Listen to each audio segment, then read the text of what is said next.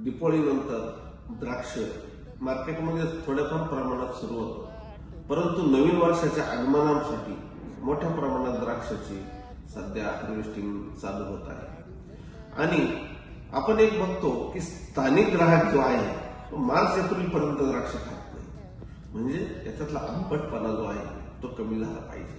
आपण पिकवलेला सोन्यासारखा माल हा मार्केटमध्ये नेताना जर गोड नसेल तर त्याला मागणी होत नाही आणि त्याला भावही मिळत नाही।